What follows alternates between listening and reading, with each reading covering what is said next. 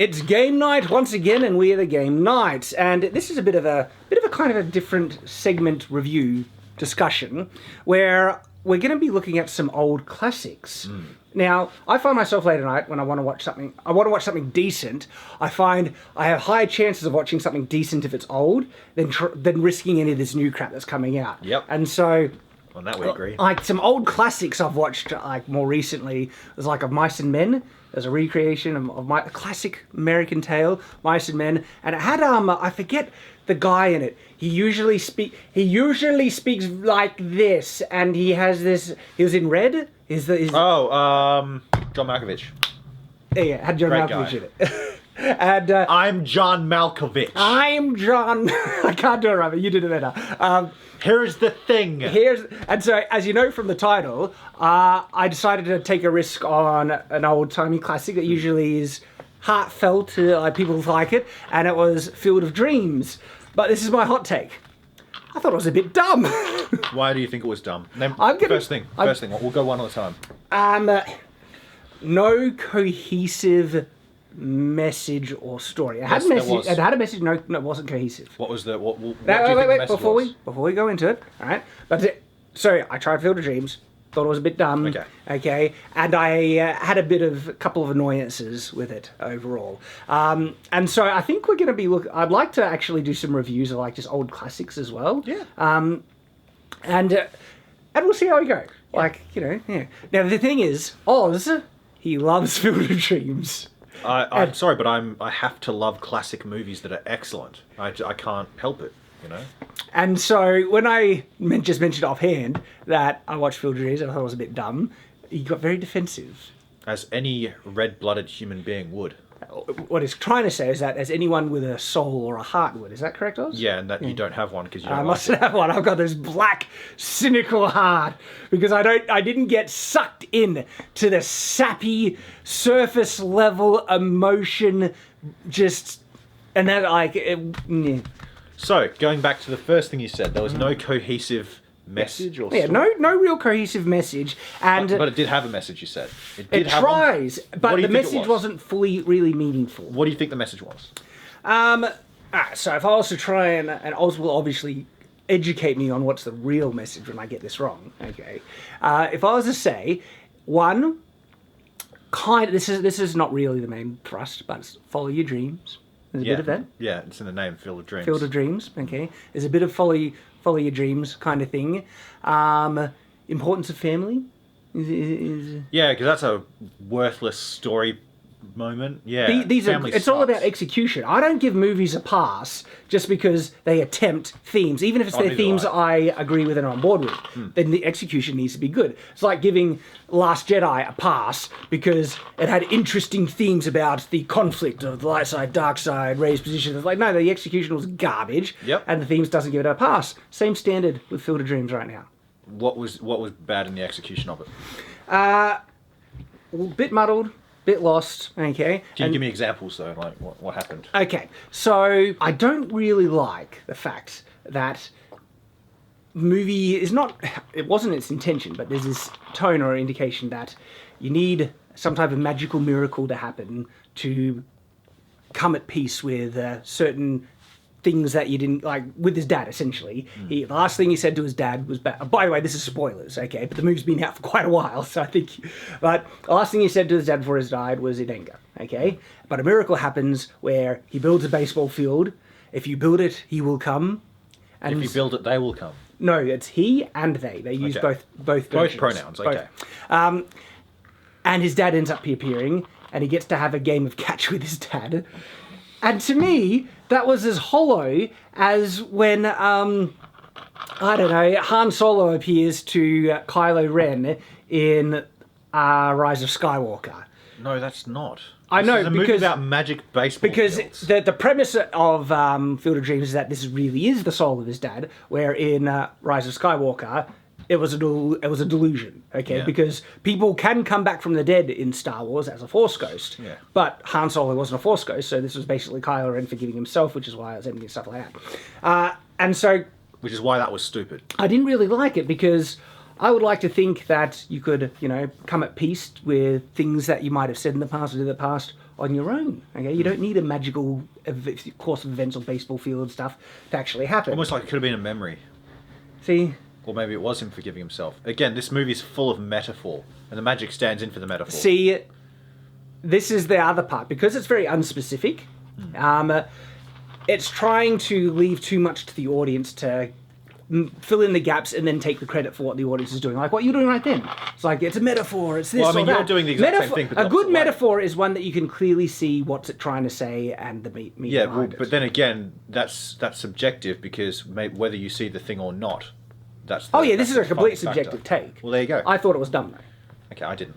Yeah, I thought it was. But we're discussing why. Okay. Yeah. See, but that's the thing. You can't. It's hard to objectively tell me why that's bad when you're like, okay, people might miss the metaphor. Well, then it's a subjective thing. But you're saying yes, it is. Let me.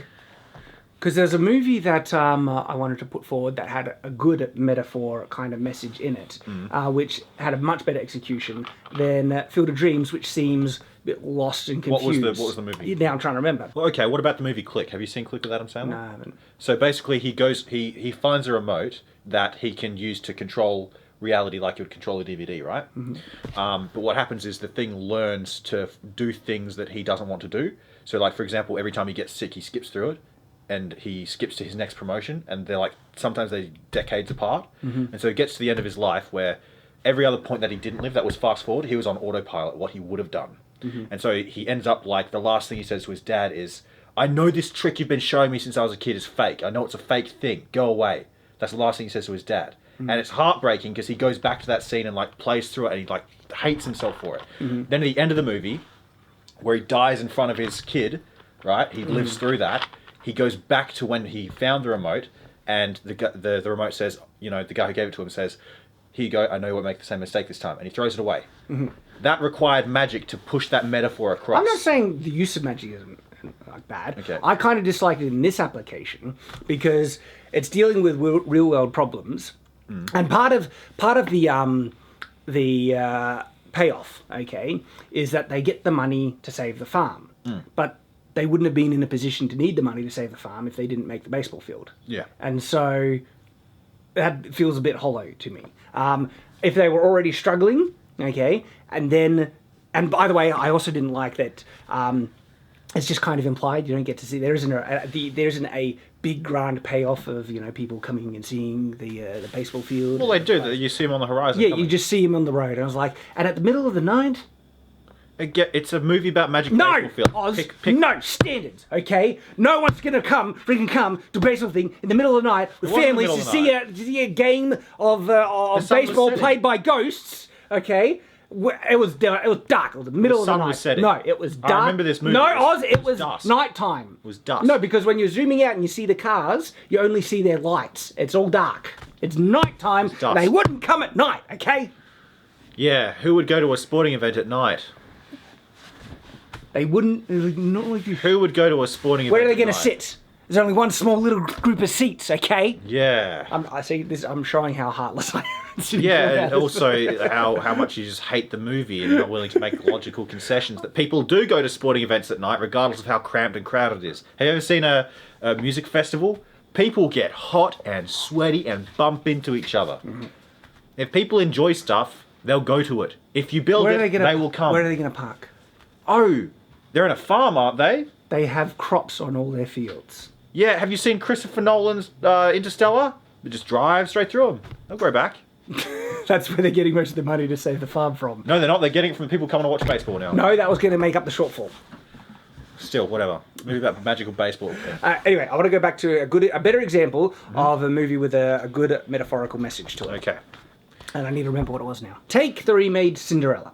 Yes. Okay. I've got a video on Shadiversity where I talk about it. All right. That has a beautiful, simple message in it. I love that movie. Yep. Have courage and be kind. It's very clear, very concise. The execution is perfect, and there's a direct correlation between the message and what the characters are doing. Yes. Okay. And that Cinderella is, even in the hardest of hardships. Okay. She has courage and she be kind, and she's ultimately, wins the day as a result from her pure kindness. Okay, clear message, execution done very well. All right? Sure. There's a better example. Okay? So, But how, again, it's hard to demonstrate the execution in so what message are we supposed to take away from Field of Dreams? if you follow your dreams and try to build things... Magical ghosts will appear, No, and not magic that. will let it come... No! See? No! What about bloody Cinderella? There's magic in that too. Yeah. That helps her get to the ball. In reality, what would have happened is she would have stayed as serf to her stepsisters, and she would have died lonely and sad and probably commit suicide. I know. Oh, he's got me there, doesn't he? The thing is, though, the courage and be kind thing, I think, would have succeeded even without magic. But it didn't. It's a movie with magic. Go and defend it. Again, and here's the thing, right? The message is, the magic comes from the miracle that whatever you're doing, the passion that you put into it will become fruitful. Wasn't really his passion, though. Well, it was. It was his No, childhood dream. he was shown a vision to do it. It was his childhood dream. No, he wasn't shown a vision, he was told. He was told he'd never done anything spontaneous in his whole life. And the baseball, choosing to do the baseball field, was shown in a vision. It wasn't actually... He didn't even know what his dream was. This is what I mean about direction, okay? He did not know what he wanted out of building the baseball field. What he wanted... He didn't do it with the intention of saving the farm. In fact, he screwed his farm over by building it. And he didn't build it with the intention to make resolutions with his dad, okay? So he's not following a dream, Oz. He's just doing what a voice is telling him to do. Oh, the message of this film is follow the voices in your head. Again, should I go Is that valid, Oz? Follow the voices in your head? You would have murdered me 15 times over if that was the case. No. Oh, okay. Well, then no biblical story ever would have happened. It isn't established that this is actually God speaking. I'm not saying that. We don't know what it is. Yeah. Yeah. Again, no biblical story ever would have happened if this was the case. No, because in the biblical story, there's a lot more than just a voice, usually. There's also a lot less in some cases. Spiritual confirmation, an angel appearing, a lot of other This things. guy heard a voice in his head telling him to build something. I know. If I heard a voice right now saying, do this, and I heard it clearly like it wasn't from me, you can bet I'd do it. What if it was from the devil? Well, the devil can't do stuff like that. So, well, He can influence, but he can't directly, actively get into your head and speak to you with such clarity. No, you can hear voices from the devil. You can? Well, I'm yet to hear one yet. Yeah, Apart yeah, from I when know. a man next to me tells me that takes Field of Dreams takes is bad. levels to get to that point, okay? But we're religious. Yeah, okay? you have to be a Democrat to be able to hear his voice. So, interesting, let's talk about the voice thing, okay? From a religious perspective. If I heard a voice like that, I would need to pray to confirm it. Okay. But there's no aspect of that, all right? Sure. Because, Because he's not you. Because sometimes God does speak in a still small voice, okay? All right? And so he just hears a voice to build a thing, and it's not related to his dream or anything like Well, that. it was his childhood dream. No, they're the baseball heroes of his childhood. Where else did they come from then? Yeah, but he didn't know that would happen when he built the thing.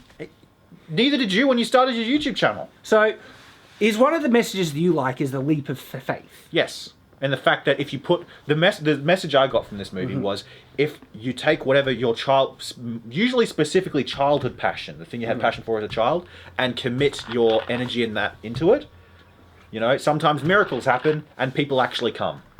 And it's usually Sometimes they don't come back. Sometimes.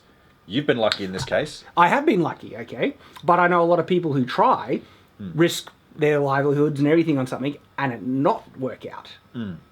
And so I've always given my advice with a bit of realism, okay? A caveat saying, I think it's like, I have a whole video on Shadiversity about achieving your dreams. And if you watch that video, I'll say, your gauge of success shouldn't be financial success.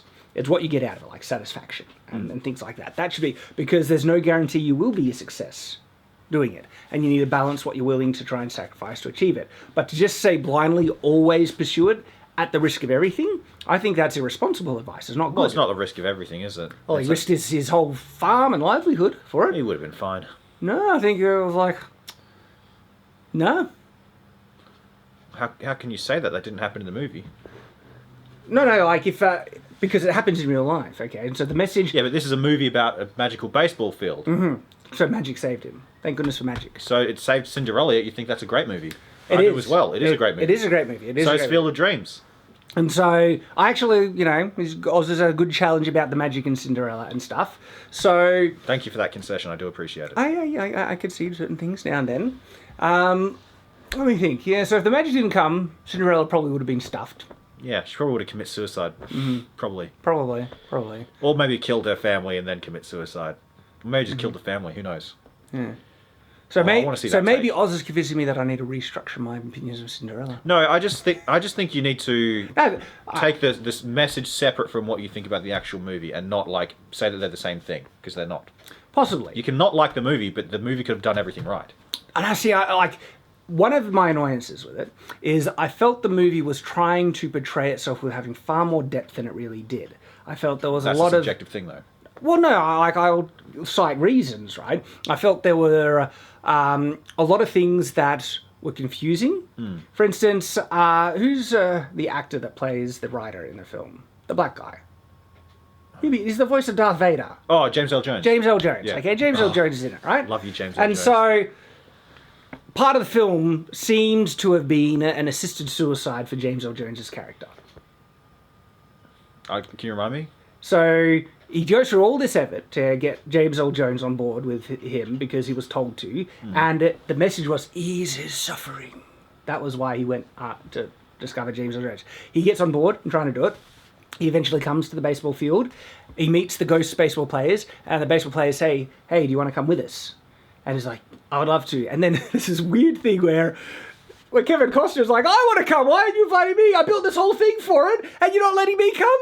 And that's like saying, like, it's implied that this is the afterlife, okay? And so Kevin Costner's kind of saying, "You're not letting me die and abandon my family into financial ruin? How dare you?" Does he know that? It's implied. Well, it's implied. Does he know that they're going to die? That he's going to die if he does that? Well, James L. Jones doesn't come back. Yeah, but he doesn't know that, though. Do you honestly think he'd abandoned his family? It seemed like it. I think you're just making an assumption. That's what I mean about it not being clear and confusing. It's like, hang on. I'm what's sorry this the actually movie mean? was too big brain for you. No. See, this is going into one of my notes. Some people think you think that the most, and you believe with all your It's heart. not big brained. It was confusing, and they didn't know what they were trying to say. I'm not being honest about that. Yeah, okay, okay. I'm saying it's a subjective thing, but you're saying it's an objective thing. It was Like, objectively confusing. the Book of Mormon. You would say that's the most profound book ever written, correct? One of, yeah. Again, people could read through that entire thing and be like, "Dude, that's dumb." They're I'm saying- objectively wrong. Okay. Do you see why it's ridiculous arguing this point? No, because there is objective standards, and they would be objectively wrong Yeah, about but the not- Book of Mormon. it's- And you're objectively wrong about this scene in particular, about Kevin Costner whining about not wanting to go into the I afterlife. think I've won this argument. Comments down No. below. I'm enjoying this because I know, but you're No. So being- this is a good point. Okay, is it was confusing. What was the movie trying to say about James L. Jones going into the cornfields, supposed afterlife, and dying. So you agree that it was dying? Yeah, he went to the afterlife. The guy was... Okay, so the it guy was going in the Am afterlife. I correct? I haven't seen this movie in years. The guy was cynical and angry before all of this, and it took a lot of convincing from Kevin Costner to go with him because he was just an angry guy. Yeah. Which means that he's an old, bitter man. But he became happy and hopeful. And died in peace. No, and could have lived a happy, hopeful life and written another great book that inspired millions. How do you know that he wouldn't... He even said he wanted to write down some of it in the film. I don't remember that. Yeah, Again, he I said haven't it. seen it in years. Oh, But the no, I message have the there... advantage on you, sir. The message there is that to help him die in peace. Rather than die a bitter, old, angry man. That's the point. I think living in hope and happiness is better than dying in No, peace. but he was going to die anyway as an No, old there was man. no guarantee he didn't have cancer. He was just old. Shad. This is what I mean. The movie wasn't clear. Maybe if he had cancer, So that would have worked better. think that this hopeful movie about achieving your dreams and finding faith within yourself... Was about assisted suicide. You think that it was just about grabbing this old James Earl Jones, like, hey, come here, into the corn, come on. Come and then they just, like, Caesar stabbed him to death. Yes! When he went into the corn, all the other, baseball players just jumped at him. They ripped out the corn things, and they became solid like stakes, and they just stabbed him through the heart. Comments down below. No, we're not done, Oz. We're not done. Okay? I'm just finding my stride here. I think what we're finding here is... Autism. Mental gymnastics. No, it's a good example. What I felt is something that wasn't, clear at all. Mm-hmm. And it was vague. And this is What's that biblical story you like about the entire city that was so righteous that they ascended to heaven? City of Enoch. City of Enoch. Mm-hmm. Why couldn't they just live out their days in hopefulness and happiness? They were actually translated. Okay. Into heaven? So no, there's a difference, okay, because they didn't actually die. They were turned into an immortal state. It's different. Okay, well, if the rules of our reality follow along here, then so did James Earl Jones. It would be great if the movie was clear about it. But we don't know. What do you want? We? You want, after the movie, you want the writer to sit down and be like, okay, here's the thing, guys. Let me explain to you exactly how this all works. It's important because all we are given is this is good for reasons undefined. And I'm not on board with that. I think there were so many other clear alternatives for James Earl Jones's character that could have ended much happier, much clearer and obvious, that would have justified his presence in the film. Shad, if only they had the foresight that you had as the best writer in the world, they could have done it perfectly. Don't get cynical with me, Oz. You're cynical with me? No, I'm cynical with the movie. They took him into the corner and they stabbed him to death! That's my point. Like, Shad, of course, they're not going to be you. Yes. That's why this is a useless argument. No. So, this is leading on to my main annoyance with the film. And it's when a film tries to trick the audience with greater depth than what it really has by tugging on cheap heartstrings. And then people, thinking that there is a greater message but not able to see it, just assume that it is, but it's so intelligent and wise that it's beyond your own understanding. Have more faith in yourself, Oz. I'm not... What? You're saying that... What? See? He doesn't even understand it. No, I'm just... You've said a lot of things there. Break it. Yes. What's that old saying? If you can't explain it to a 5-year-old, you don't understand it yourself. So, explain it to me like I'm a 5-year-old. Assume that I'm retarded. I was taught about this annoyance, actually, by Orson Scott Card, not in person, but his review of Cloud Atlas, and I spoke to Oz about it there. In Cloud Atlas, there are a lot of surface-level ramblings with the veneer of depth that actually don't make sense. But with the music and the way it's said and everything like that, there's this impression of wisdom that this must be really profound, what we're hearing, and it's so wise that it's beyond my understanding, and so everyone claims this movie is genius when it's vapid nonsense. I mean, perfect example. Oh, what was it? Now I need to remember, because this happened on EFAP as well. And we were reviewing a movie, what was it? Dang it. It was vapid nonsense. Oh, it was Wonder Woman 84 at the end, when she goes on this monologue of, I forget exactly what it said, but if you go back and watch the EFAP thing, it is utter nonsense about giving up or love or something like that, where if you actually try and understand the words she's saying, it's garbage, right? Yeah, but it's with the music and the flowy way of speaking and the expression, right? It's trying to get a claim to wisdom and intelligence when it's really not. Granted, Field of Dreams is nowhere near as bad as Wonder Woman 84 in that extent, but I got that vibe. I got that. But this kind of annoys me. Your argument alone, one man's nonsense is another man's philosophy. Okay, I can make the same argument. I believe for in Cinderella. objective standards. Have courage and be kind, dude. That's so obvious. Why would you think that that's a good message for a movie? Of course, people are going to have courage and be kind. Why is that a thing? In the face of gross adversity and cruelty, that you would be kind to them in response. That's not a natural human. That's a needed message. That's the central message of Christianity. Yet people think it's stupid as well. Yeah, and so it needs to be reinforced by good movies like Cinderella. Yeah, but Shad, my point is you're making these objective statements about things that are very interpretive. Yes. And people interpret it wrong. Wrong. Yes, but you're right about everything all the time. You see, at least when I say that, I don't actually believe it. Remember that I said I made a concession already in this discussion? Stop trying to label about that some standards that I was making Cinderella, that is reliant on magic, probably isn't fair. Okay, now the thing about philosophy, which is a very subjective thing, that's the whole point of philosophy. No, otherwise they wouldn't argue about who's right if there was no objective way to determine it. Why are they arguing? Because they believe that there is an objective truth that What is belief but subjective measurement? Objective truth. Yeah, objective truth exists, but we still make measurements of it from our limited perspective. And we try and achieve it, and we have to work through. Yes, and we have to work through our subjective opinions to try and determine what is objective, and that's what I'm doing right here. Yeah, I know, but you're still saying objectively this piece of artwork is bad because it's philosophy and because... I believe absolutely you can call pieces of art objectively bad when they're objectively bad. Well, it depends. Like a piece of garbage that someone threw up on, okay? Sure. That is objectively of less quality and value than the Mona Lisa. Fight me on that! Absolutely. But to say that one movie is bad for these reasons, and that also for some reason doesn't translate to this other movie, which has exactly the same thing. No. I'm willing to translate it to the other movie. Okay, then the thing about philosophy, you can say that one central theme is bad, the other central theme is fine. What do you think? Like what's for instance, a movie that has a theme that, murder is good, I would say that's a bad theme. Yes. Even if it was executed really well. Okay. Executed, no pun intended. Have you seen Interstellar, by the way? Yeah. Okay, so the entire time in this movie, in Interstellar, he's talking about, man, we used to be explorers. What happened to us, man? We used to look up into the stars and see hope and love and all that, right? That's a recurring theme throughout the movie. Did you like Interstellar? I did. Was it a good movie?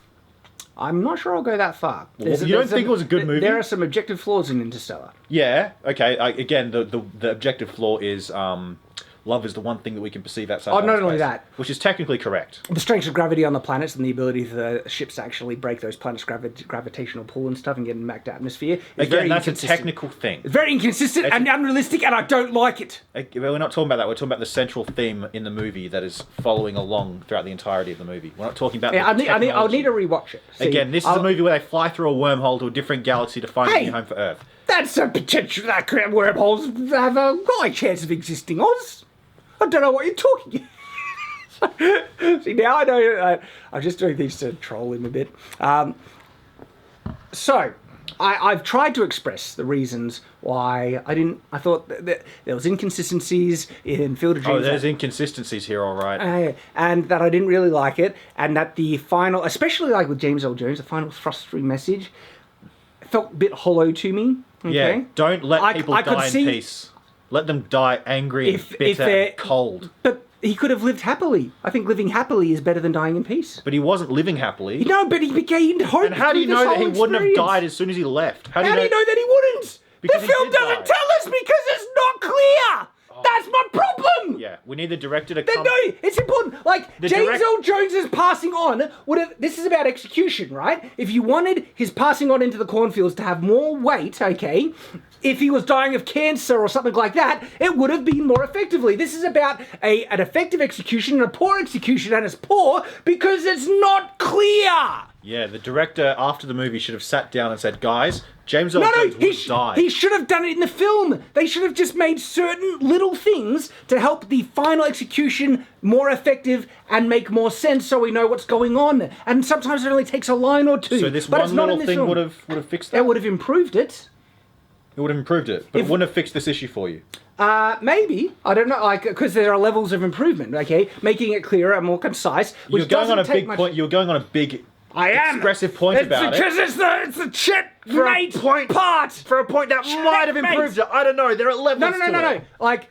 Would it have improved it or not if they said, yeah, I've got cancer? I said it would have improved it. Okay, it would have improved it. If he was dying of cancer, okay, and he was given hope and you said this multiple times, that dying in peace was a good resolution for James L. Jones. My problem is that we don't know if he needed to die or not. He was an old, obese black man. I'm going to say he didn't have long That's racist. What? Why, do you think he wants to die just because he's black? I said old, obese. I'm making fun. No, you're showing your what's the word? Racism, that's the one. I think I said he's an old, obese... black man. What's that got to do with it? Exactly, you said he was an old, obese black man. I said he was old and obese. No, this is recorded. We've got it on camera. An old, obese black man. You're like, what? Because he's black, he's going to die? I said, no, yes. Old, obese. Okay, good. He's corrected me. I stand corrected. These arguments, Shad, you got to find a rule to argue, not the exceptions. Shad, so I think I've given a good example of what would have helped the execution and helped us understand, because right now James L. Jones's disappearance in the cornfield is just like what? The point of that was die in peace. That was that. No, but we don't know he had to die. You don't know that he had to live either. There was every indication that he would keep living. There was no indication. What, you think everyone who's old and fat is going to die in a couple of days? Eventually they will. Yeah, but not in a couple of days. They could live on for another 10 years or 50. And they could drop it any second. That's not the point. There's high chances that he would have kept on dying. I win this argument. No, you don't. Let me know in the comments below.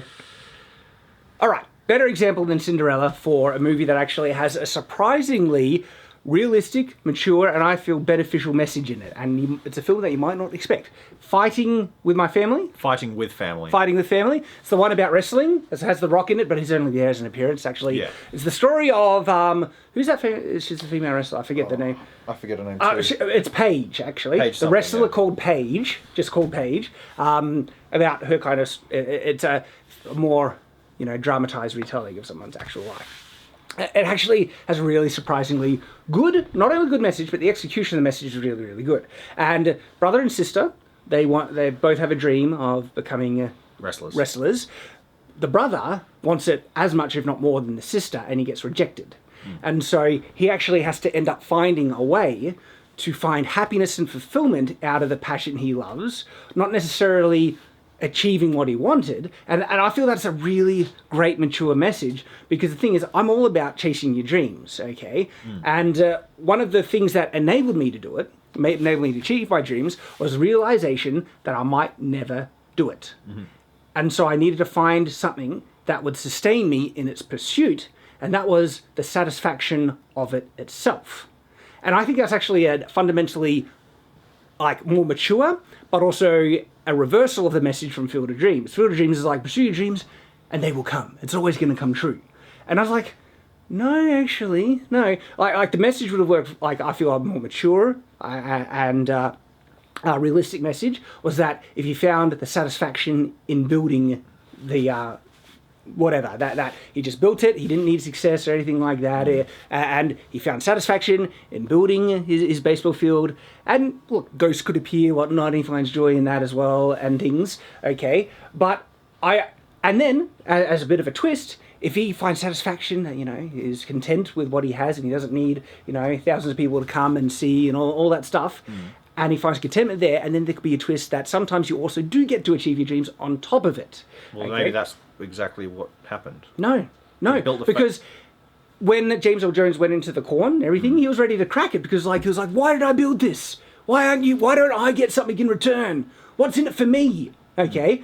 Which that's is like saying... the wrestling with God part, I'd say. Well, that's him basically saying he's not getting anything out of doing this. Well, I mean, he had a lapse and then of faith. and their response was, if you build it, he will come. And it was referring to his father in that instance, and his father appears, and he gets to, make concession resolution with his father and stuff. Catharsis. Yeah. And to me, that also felt convoluted. It's like, why do you need to build a baseball field for that to happen if the ghosts could just appear and have a resolution? Because that's what happened in the movie. I don't like it. I think it's arbitrary. I think it was a bit What's arbitrary is you disliking it because it couldn't have happened without the baseball field. It could have happened without the baseball field. Sure, it could have, but it didn't. It happened with the baseball field. What's the difference? I don't get much out of it. What's the difference between a ghost appearing with the What am baseball I field and supposed to without get it? out of that? I felt the emotional things, like he's making up with his father. This is nice. It's touching or anything like that.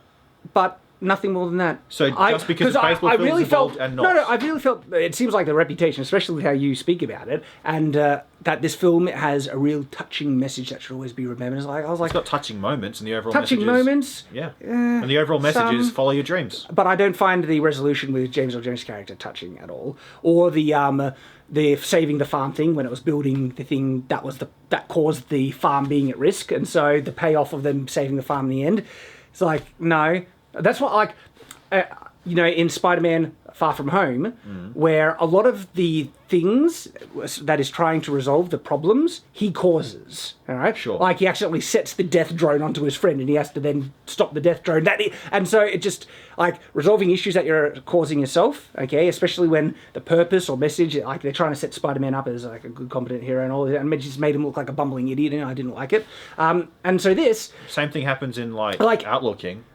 It would have had more stakes for the film, and I felt this would objectively improve it if the farm was already at risk, and then he really risked, and then he gets build this thing. If the farm was already at risk, it would have been a greater risk of faith. If the film is about a leap of faith, okay, then it would have been a greater leap of faith. Your main complaint was that it's dumb because he took a leap of faith on something that then caused his problems with financial stuff, but it would have been better if there already was financial trouble. It depends what message they're trying to actually push further, okay? And so if this message is about trusting in God, okay, one, they need to establish that the voice is hearing is actually more from God. Now you're changing it to suit what No. This is what I mean about a leap of faith. For that to actually work, you need to have something you're exercising your faith in, like God, okay? What is he exercising faith in building the thing, apart from following the voice in his head? How do you know that wasn't the voice of God? It's not clear. That's one of my criticisms. Yeah, but it's also not clear that it isn't. I will Where did the voice concede. come from I if will it's not concede it's implied. Yeah, it's Well, there implied you that go. this is from God. Okay? Oh, it's implied. Yeah, it's implied because the ghost's afterlife and all the things related to it. Again, it's like you're cherry picking, and then you're like breaking the rules you're establishing for these changes. How you so? want. Okay, so it's dumb that he caused this financial trouble for building the thing. No. But- The payoff. I didn't like the payoff. That's specifically what I'm saying. Is that we should be happy that his farm was saved by the thing that he built to put it at risk. But if it was already in financial Sounds- trouble, it would have been okay. It would have made it stronger. That if But it would have been dumb for him to invest money in building a because baseball field. the farm's already at risk. They're probably going to have to sell, okay? This isn't what's in the film. Like, this is me rewriting Yeah, the I know. film. Let's say it's already at risk, and so there's nothing he's going to be able to do to save it. All he can do is mitigate the damage, and then he has this inspiration to build a field. And he could do any number of things, but he decides to take a leap of faith and build the field based on the voice, because his voice is going to come forward and fulfill it by that this is the way to save the farm in a very unnatural, weird way. But God is on his side. If you build it, they will come. And then by building this, he ends up saving the farm, and it's by having faith in God that it did it. And so sometimes God could, and the message would be, sometimes God can tell you to do ridiculous things, but trust him, and he'll make it work. Okay. That would be a great, I would love that message, but that message isn't in the film. Yeah, sure, because because they didn't make that movie. Exactly! I just wrote a better film. Fight me on it. Okay, so your first issue with he created the problem Yeah. that he then resolved. Yeah, and Well, it's unsatisfactory. So did the King and Outlaw King. So did what's his name, Bruce. Yeah, but that's not trying to be a message about that, though. It's also about the film's intention. Neither is the. And by the way, hang on. What problem is Bruce causing? he here, killed isn't the it? other Scottish royal. The problem already existed about succession and freeing Scotland. That was the problem. Yeah, but he made it He worse didn't- by killing the king. That got him. What do you call it? Exiled for all intents and purposes from that king. But it enabled him to become king. Yeah. he- So there you go. He created a problem which he then resolved. No. He couldn't have become king if that guy didn't die. Sure, but his goal to become king. But anyway, it's a false equivalence because it's also about the film's intention. It's not about the intention. You can tell me. Outlaw King is not trying to make a message. You can tell me that the themes of this movie are unclear, yet you know the movie's intentions. That's contradictory. Yeah. The movie's intention is to try. Well, it's also by the reception of it that this movie has a great message. What's the message? I don't see. No, it. finish that thought. What's the intention of the movie? To be emotional. Okay. Okay. Was it emotional or not?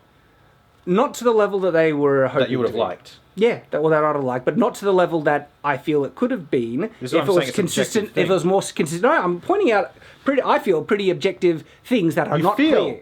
You feel. Do you want me a to say I subjective am thing. pointing out very objective things that No, the but you movie say, is not clear about? "I Like feel." a perfect example is the James Earl Jones disappearance. They are not clear on what that means at all. That's an objective judgment that I'm pointing out with direct reference from the film.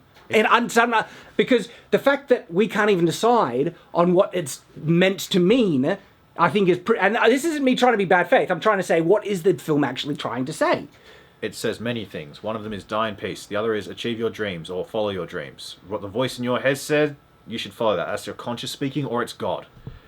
There you Not go. always. I think some voices are Try to bad. reconcile with your father. Every voice in your head is not necessarily from God. No, I I'm don't- pointing that out right now. That's important. I okay? think temptations aren't voices. I think they're just urges. No, I think sometimes voices can be bad, and sometimes there is legitimate mental illness that creates voices. Yeah, sure, as well. no doubt. But like, So not don't talking always about listen that. to the voice in your head. It's qualify it and try and find The out. tone would be very different if halfway through the movie the voice says, "Kill your family and burn the house down." Of course it would. I would, But it didn't I'd say agree. that. It said, "Build it, they will come." And then No. it's like, I'm going to achieve my By the way, childhood dream. the burn the house down. There's some bit of an equivalence to ruin your livelihood and be forced to sell your home. That's what the voice was pushing him towards. Yeah, the voice also told Wallace. What was his name? Wallace the Bruce. Something the Bruce. Robert the Bruce. That's the one. Kill this guy in front No of you. voice told him that. An urge did? No, What told him to do that? no voice told him to. What told him to do that? Stop trying to make up all What crap. made him do it? What? Why did he do it? because the guy threatened to expose him, and that his only choice was be completely. How did he know that was his only choice? It might not be, but it was very likely. And I think therefore something on his compelled him snap, to do that. On his snap judgment decision, you know. My point is, something compelled him to do it.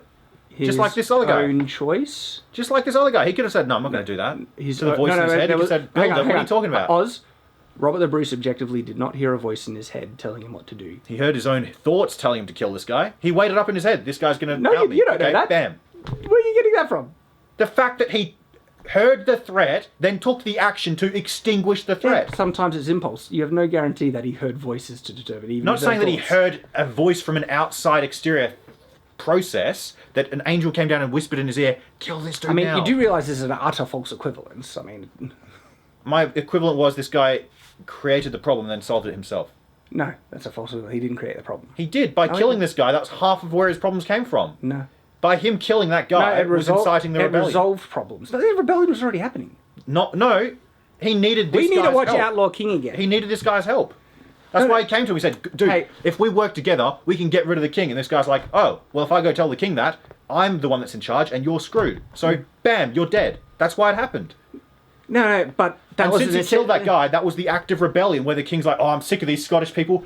Get rid of that guy. Anyway, it's a false equivalence because it's not a direct thing, all right? What do you mean? One, he's like, the problem already existed with the English, okay? That they wanted to rebel. Yeah, but they had peace, and then this guy's like, hey, we have peace right now, but if we work together, we can defeat the English. And then that guy's like, oh, I'll just tell the king what you said. I'm not weighing in on if the Scottish rebellion was just or unjustified, but it was justified. You don't need to preface that. Yeah, like, I do. Yeah, I do. Okay. I'd say it was justified. Oz thinks it's justified. Completely justified. Okay. Screw Longshanks. Thing is, though, that the issue here, you're Scottish saying independence.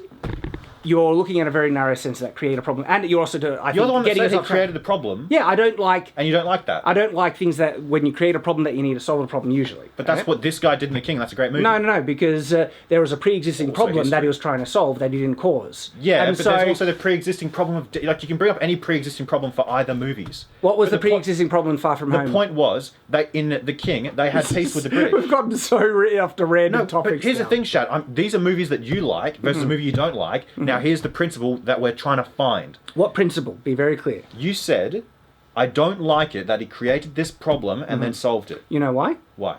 Because a lot of the movie's payoff is reliant on solving it. Yeah, because a lot of the movie's payoff in Outlaw King... The payoff... Wait. A lot of the movie's payoff in Outlaw King is not reliant on the resolution of that. Yeah, but it's still a consequence of his actions. It's just a consequence in the basic plot. No, like the fundamental just movie... like him doing the thing! No, one of the biggest overarching issues in Field of Dreams is the farm being at risk, and that is risking the farm and, building this field. Now let's change it from a farm to, let's say, I don't know, a country in Europe. Let's say Scotland. Yeah, Okay, now, Scotland is at risk from... English oppression. English oppression. Yes. Well, I mean... That's the problem. Everyone's bloody oppressed. Did Bruce create that problem? No, but he did create the problem of him what? being kicked out. Guess what? The movie's called Outlaw Oz, King, Oz. right? The reason he was an outlaw is because he killed this The guy. overarching conflict in Outlaw King is the oppression of the English, supposedly. That's the overarching theme of the setting. And the resolution of it is them fighting free of the English, which is a satisfying what resolution. caused him to be the Outlaw King? Yeah. What caused that? Well, Him a number of killing that things. But the English also defeated at one point and he had to escape. Yeah, no, but that's before the movie, though. In this movie, the movie starts... No, there was a defeat in the movie that he had to escape as well. The movie starts with him swearing guilty. Can you agree that the premise is different, where for one movie, it's reliant, and for not one movie, it's not? Why is one... He's going to lose his... lose his land, lose his land. The payoff, in one movie is not reliant on the problem that was caused, which is Outlaw King, The payoff is freedom from the English in Outlaw King. Now, the payoff in Field of Dreams is very much reliant on if they get to keep the farm or not. Again, losing land, same thing. No, it's not. Basically. No, it's quite different. But why is it bad in one side versus the other? Execution, mainly. But again, that's a subjective thing. Yeah. Well, actually, no. Let's break this down, Because I think you might be able to convince me that some movies where the problem being caused by the protagonist is the main conflict can be done in a satisfying way. And it was based on what it achieves. For instance, what does it achieve in Far From Home? The problems that Peter Parker causes that he needs to fix. Oh wow, Shad, you can't make that distinction. They're two completely different things. No, I'm making a more apt comparison right now, because what it tells us about Peter Parker is that he's a bumbling idiot, and that doesn't make for a satisfying protagonist, especially when a hero is supposed to fix problems, not fix problems he creates.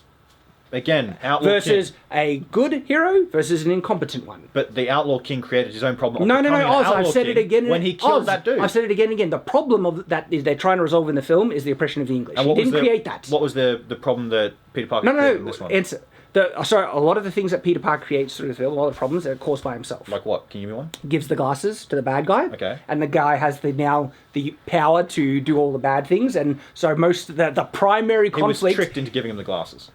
Very easily, but we're getting Well, off the topic. dude showed himself to be a superhero. No, I've had this debate on EFAP already about Far From Home. It's a bad movie, but we're not trying to brought it up. No, as a singular example, not one that way I want to branch off into a whole debate of the whole film. Okay. Okay. A singular example. You're using this example. I can't debate this example. No. You can debate the singular point I'm raising. Is that the result of Peter Parker needing to fix problems he is creating? Yeah. Is that he comes off as incompetent and a bumbling idiot, and that's not good. He happens to be a child as well, basically. He's a teenager.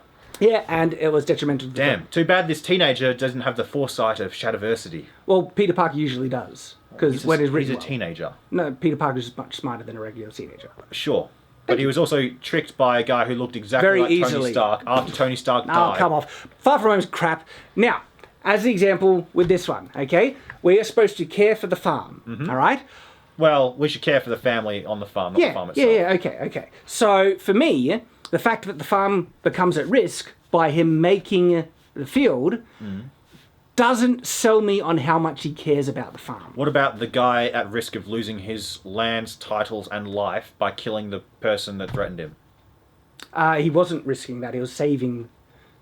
Yeah, because the guy said he would create his own problem. No. The problem was the guy threatening to report Bruce's dissension to the English. And if he never dissented, that never would have happened. Created his own problem. No, because that was trying to fix the oppression of the English. He still would have kept his lands, titles, and family. No. I think this is a more disingenuous deflection. What do you mean? He would have kept his lands, titles, and family if he didn't dissent. Probably true. Yeah. No, it's definitely true. Okay, he swore fealty at the beginning of the movie. What does it say about him by being willing to cause this problem for the greater goal of freedom?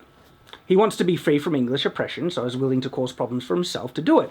That conveys something strong about the character. Where in inverse, problems that Peter Parker creates says something weak about his character. And then with Field of Dreams, the problem that he creates says that he doesn't really care about the farm too much. The point of Peter Parker giving him the glasses was, I don't think I can handle this responsibility. You're a hero, you take him. Yeah, so that's your interpretation on it? Well, I could say the same thing about yours. Okay, so let's argue more objectively about the farm, okay? Does being willing to sacrifice your entire farm on a voice, okay, that would not have been at risk if you don't try, and build the field, what does that say about how much value you have in the farm and your family's livelihood? Same thing about Robert and the Descent. Oh, you value your freedom that much? You just want to be king? Which do you value more, your family's life or being king? No. He was willing to sacrifice all of that for the freedom of the How do you know it was for that reason? How do you know it was because just the movie's very clear gain? about it. He tries to be king. He kills the guy that threatens his chance of being king. Yeah, because they say it's about freedom. That's why the film actually is pretty explicit about it. Okay, and this movie is very explicit about the fact that he wants to fulfill his life's dream, and it works out for him. But it's not clear that it's his life's dream. He didn't even think about building a field until the voice told him to. Childhood heroes. He was unfulfilled before that point, right? I would agree with that. He looked like he was unfulfilled in his life, and I think the movie betrays that. Then he heard a voice from either his consciousness or God or from some other ethereal creature speaking in his mind that said, if you build it, they will come. He interpreted that as build the thing from his childhood that he loved, and so he got all of his childhood heroes. And part of the movie's payoff is the saving of the farm, which he actively creates and puts at risk by building it, which says that he doesn't actually value the farm that much. Part of Outlaw King... let me finish this one. Part of Outlaw King's... The what do you call it? resolution of the film is him getting the land that he put at risk by dissenting against the throne. No, it was to obtain freedom from the English. So that's a pre-existing problem that every single other action in the film stems from. What's the pre-existing problem in the Field of Dreams that this then is an extension from? The guy's unfulfilled, and he hasn't lived life. He hasn't achieved the thing that he wants to achieve, his dream, his field of dreams, you could say. So he's unfulfilled. All right, that's what we're starting with. He couldn't live with the fact that he was unfulfilled. He was unfulfilled by having a farm. He was unfulfilled by not having this part of his dream. I don't know what his dream. So therefore, baseball, saving the farm wouldn't fulfill him because he had the farm already and he was unfulfilled with it. But that's why he built the baseball field. He had the farm. No, he cares about the field. He doesn't care about the farm. He cares about the farm. Otherwise, well, he was willing to risk it by building the thing. But you said he was unfulfilled. Did Robert the Bruce not care about Scotland? He was willing to risk it. He risked his family. He didn't risk Scotland. Yes, he did. He saved Scotland. Well, he risked Scotland to losing it. Going back, you started with he is unfulfilled with his life, which I would agree with. Okay. Yes. And how is he unfulfilled? Because all he has is a farm. Sure.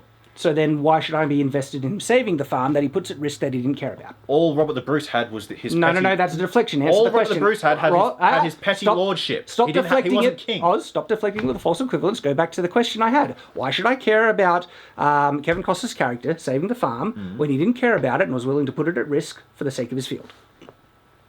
Why should you care about... Yeah. It Give makes me less one invested sentence thing here. Cause I can't answer that entire... give me a simple question. The main character is unsatisfied with his life, and his life has a farm. There's multiple brackets here. Give me a question. Yeah. Why should I care about the farm if the main character doesn't seem to be? He does care about the farm. That's why he fought to save it when there was trouble. You said he was unsatisfied with it at the beginning. He was unsatisfied with his life. He didn't achieve his dreams. Yeah, because all he has is a farm. What about someone in literally any other position in life? They work in a factory, they work in an office, they work anywhere, and they're unsatisfied with their life. They still have family and kids, but they're unsatisfied with the monotonous tending to the field, doing the ISN reports, making the knobs that go on the top of toothpaste things. Again, change it to literally any other situation. Okay, let's do that. So a film then that has a character who has to put on knobs on things, right? Wants to risk that by doing something he actually cares about, but the movie's investment and payoff is him saving the job of putting the knobs on thing by the end. No, but that's not what it is. That is. It's saving the farm at the end. That's supposed to be an emotional payoff when he doesn't really care about it. He does care about it. Does he? Yes. You said he was unsatisfied with it at the beginning. No, you can care about something and be unsatisfied with it. I care about what happens to my computer. It's my main mode of work, yet it shuts down 6 times a day in the morning. You think I'm satisfied with that? I would say no. Well, boom, there you go. Your point's mutual. No, let's now make an equivalent to try and bring it back to the thing. Is that the film does not effectively... How could he be satisfied with something? No, my point is that the film does not effectively convey the farm being a great priority in this character's life. It's a means to an end. He has to support his family. He doesn't it's the thing that supports his family. He doesn't like it, though. Sure, he doesn't like farming that much. He doesn't. He doesn't say he doesn't like it. He just says he's unfulfilled. And this is confirmed by the fact that he's more than willing to risk the whole farm to build the field. If he really cared about it, and this was his life, and he loved it and everything, he probably wouldn't have done that. And so the payoff that the film has in saving the farm strikes a bit hollow. Comments down below, guys. All right, guys. The chess argument didn't go any better. We filmed it Actually, for 3 the hours. chess argument went profoundly worse. And I said it didn't go any better. That's correct. I stand correct. Oz, what I said was not technically contradicting what you said, and you corrected me, which I submit to your correction and your superior big brainness. Without conceding the central point of anything. See what I do? I'm perfectly calm, but inside, you don't want to know the furnace that's burning inside. There is an eternal hatred that is being kindled in there. One that one day I'll crack and express it in the form of blood and violence. Oh, I love yours. Let us know. I'm actually interested. I'm not sure if you've seen Field of Dreams or not, but I think I was able to express some of my reasons why. As to why. It's about execution, vagueness, it didn't make sense, and therefore the message, sometimes, this is just me wrapping up, even though it sounds like I'm wrapping up, this is summary, that sometimes we didn't even know what they were trying to say, like with James Earl Jones to death. And in other times, it was vague and playing at greater wisdom. And so it kind of annoyed me. I thought it was a bit of a dumb movie. Well, guys. Am I heartless and just cynical? Let me know. Yes. Possibly. Just about. I do admit that I am getting more cynical as the older I get. I have a feeling I'm going to become a grouchy Shad, old don't you want man. to die in peace? Maybe if you build a baseball field inhabited with ghosts. Who cares about baseball? You could. I know, right? I'll build a paintball This is one of field. those films where, like, baseball seems like in the film, it was just like it's the greatest thing ever. Yeah, Americans love It's baseball. just a friggin' game. Americans love baseball. It's unbalanced. Americans love baseball. But hey, I think about this by people who obsess over AFL, which is Australian rules football. Oh, GayFL. There we go. This has been our roundtable discussion / argument on Field of Dreams. Let us know your thoughts in the comments below. Who was right? Who was wrong? Be gentle, guys. I don't know if his ego can handle it. Be gentle in the comments, okay? Just be gentle when you explain things. Thank you. This is the Game Nights, wishing you a good night. Good night.